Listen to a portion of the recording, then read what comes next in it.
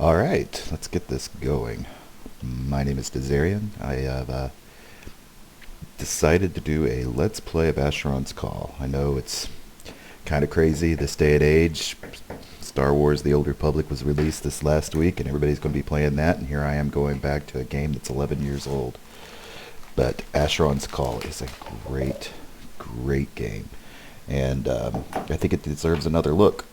I've been playing a little bit over the last week or so, just whenever I could, and although it's clunky, it takes a little bit to get back into, just because if you're used to other MMOs, it's just not.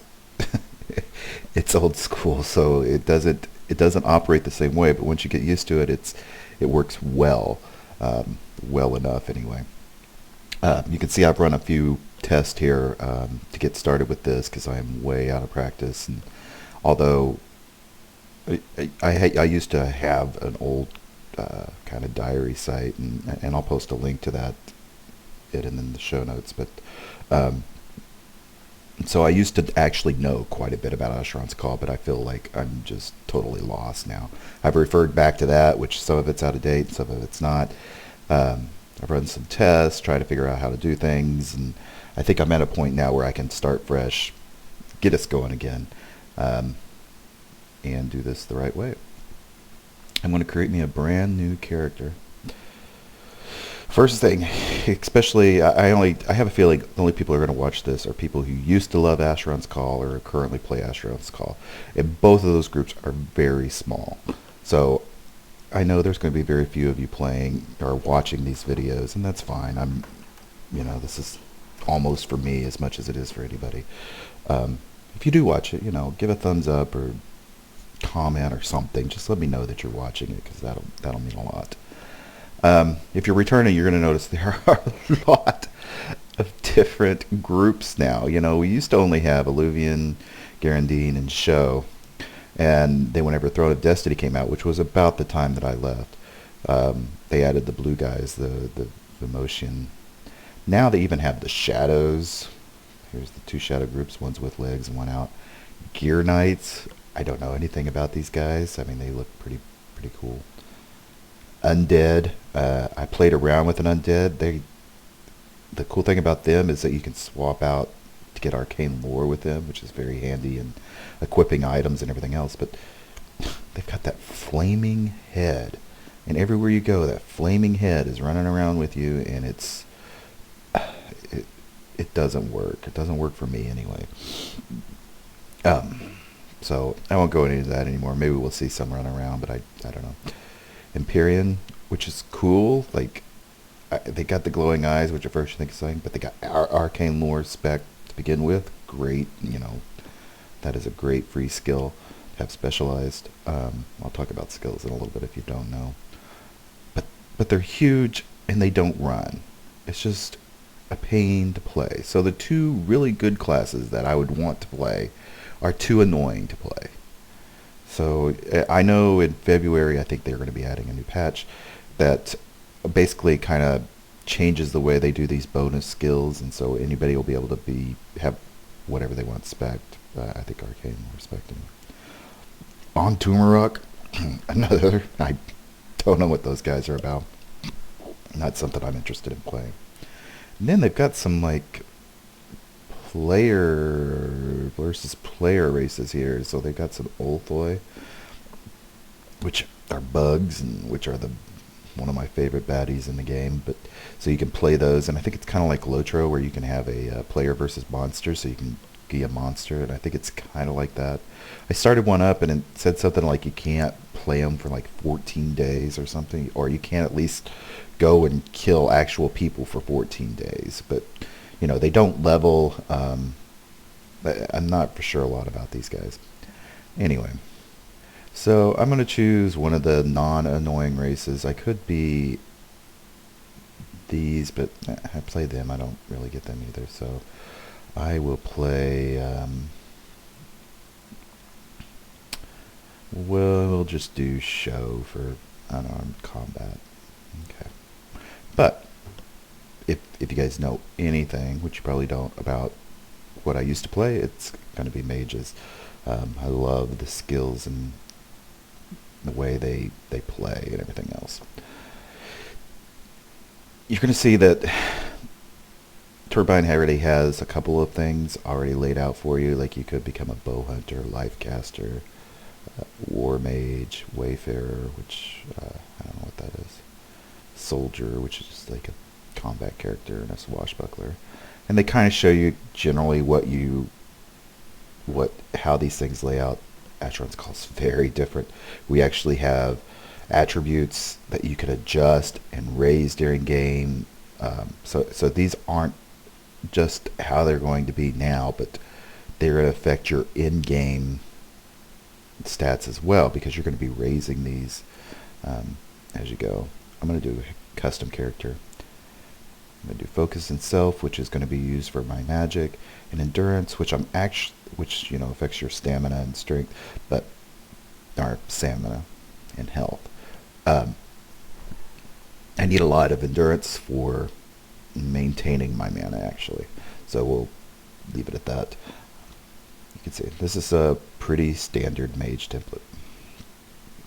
Asheron Calls has tons of skills, and these, unlike other games, these are what your character is about. You can choose, here's jumping and loyalty, magic defense, run, salvage, unarmed combat. I get this one because I am the race that I chose. We're going to, these level as you use them. If you use your unarmed combat a lot, it's going to level. You can also dump your experience points into them. And while the game has levels, they're just based on basically how much experience you have. Where what you're actually able to do, the mobs that you're able to kill they have a level based on them, but it doesn't matter what that is compared to your level. It matters what it is compared to your skill level. So, magic. I am going to build my standard battlemage template because that's kind of what I know and that's what I love. Plus, it's easier to get. It was a big deal, and if you actually go back and read through my little diary of building a battle mage, you'll see it took me a long time to complete this character. Completing meaning I got all the skills and can do anything.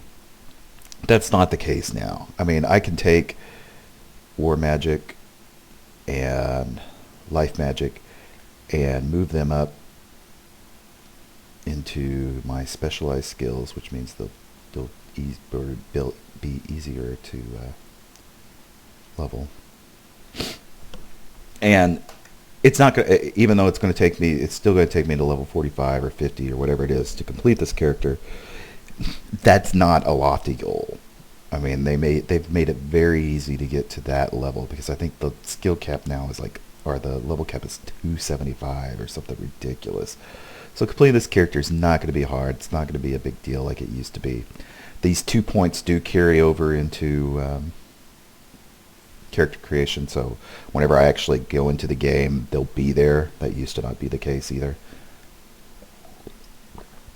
So that's it. I'm going to take life magic and war magic, those being my primary offense spells. Then as soon as I get in, I'll be taking mana conversion, which helps me make those spells more efficient. And then I'll take item. So maybe I'll take item. I might take creature first. I'll probably take item. I'll think about that one. So we have item magic and creature magic. They do have a new void magic. I don't know anything about that. It looks like it's allows you to do some dots, damage over time spells. Kind of a replacement for war magic. I think from what I've read, like most people, it's either one or the other. Either you have war, or you take void magic. I don't know. I'm going to go with what I know, just so I can experience the game again and have fun. So that's it. I'll make a quick appearance.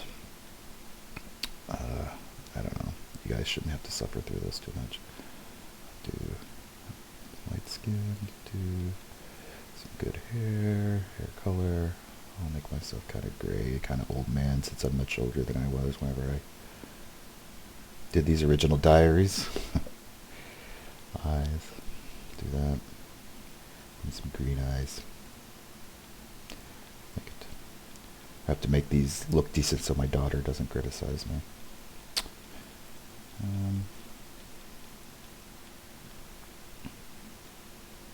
It doesn't matter. You barely see your character.